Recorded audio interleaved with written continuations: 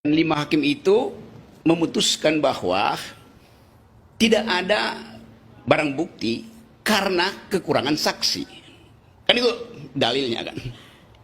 Sementara yang 3 mengatakan ini curang itu. Padahal sebetulnya dengan kekurangan saksi pun udah dinyatakan curang. Apalagi kalau saksinya ditambah tuh. Pembuktiannya bahkan bisa melampaui apa yang kita bayangkan. Kan logikanya begitu kan. Yang kedua, yang menarik adalah dinyatakan di situ there is no nepotism itu. Tidak ada nepotisme di situ. Oke. Artinya kita bertanya sekarang. Berarti Gibran bukan ponakan dari Paman Usman. Berarti Paman Usman bukan ipar dari Pak Jokowi. Jadi Gibran ini siapa? Berarti dia bukan anaknya Jokowi. Kalau tidak nepotisme, ini Gibran yang dari mana itu? Nggak, arti nepotisme itu kan kalau menggunakan kekuasaan.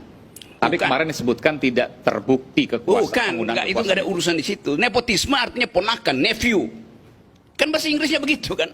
Kan dari kata itu datangnya tuh, pengertian itu.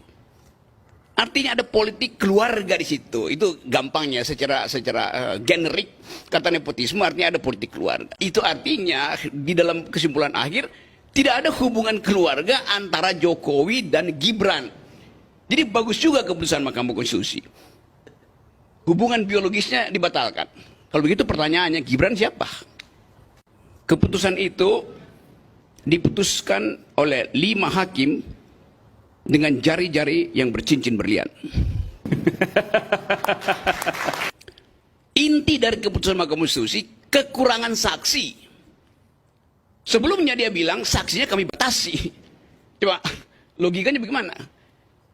Kan Pak Soeharto bilang tidak boleh banyak saksi, cukup berapa? 19 saksi itu. Saksi dan ahli. Sekarang dia bilang kami tolak dalilmu karena kekurangan saksi. Bukan kekurangan, Anda larang ditambahnya saksi. Kan logikanya begitu, coba. Jadi dia membatalkan sendiri nalar dia tuh. Si Soehartoyo ini. Nah, orang yang nalarnya batal itu cuma 2. Atau tidak sekolah, atau dia sekolah, tapi otaknya tidak cukup bercahaya dibanding cincinnya. Kan tolol namanya kan cara berpikir itu kan. Apa benar buat 3 pendekar hukum ini, siapa namanya?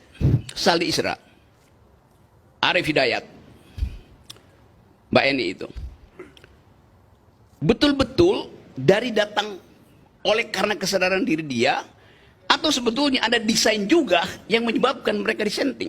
Tapi Jokowi mungkin pintar, kalau semuanya setuju, citra mahkamah di internasional hancur.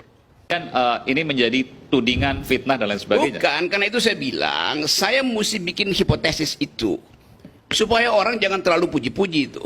Saya kenal Saldi, saya kenal Arief, saya kenal Bu Eni. Tapi saya nggak kenal Soehartoyo, itu masalahnya kan. Yang tadinya mempromosikan diri sebagai tokoh moral di situ kan Soehartoyo bolak-balik semua media mengatakan akan ada sesuatu keputusan yang bermakna bahwa ini akibat dari keadaan cawe-cawe segala macam itu. Jadi dari awal dia mensponsori ide bahwa keputusan akan ethically proved, akan punya moral. Dia pindah tuh. Jadi artinya 3 ini sebenarnya ditipu oleh Soehartoyo. Kalau seandainya kemudian apa yang diceritakan bukan berbasis fakta, maka itu kalau nggak halusinasi, asumsi. Gini ya, kalau faktanya ada, ngapain kita mesti pakai otak? Data itu sendiri bicara. Justru karena saya nggak percaya data itu, saya coba cari hermeneutiksnya di situ. Kan saya mau terangin dengan cara lain kan? Nangkap nggak, Aiman? Iya. Kalau belum saya tambahin kuliah buat kamu. Soehartoyo disenting. Iya, putusan 90 mereka disenting. Tetapi tetap minoritas kan. Demi apa? Demi memperlihatkan bahwa tidak ada pengendalian absolut terhadap Mahkamah Konstitusi. Yang sekarang juga begitu. Apa susahnya Pak Jokowi kendalikan itu semua, Pak? Tetapi dia mesti kasih semacam sensasi bahwa di dalam putusan itu tidak ada pengendalian. Nah, coba belajar berpikir dalam lapisan yang abstrak. Assalamualaikum warahmatullahi wabarakatuh. Waalaikumsalam.